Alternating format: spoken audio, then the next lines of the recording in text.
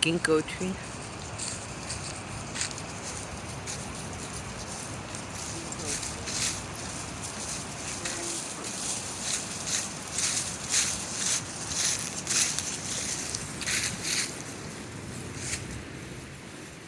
Ginkgo leaf.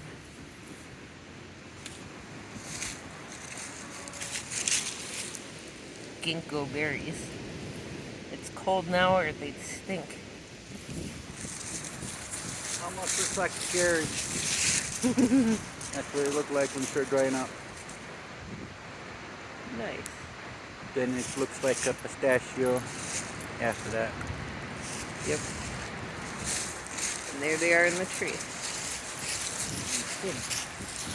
And they stink when it's warm.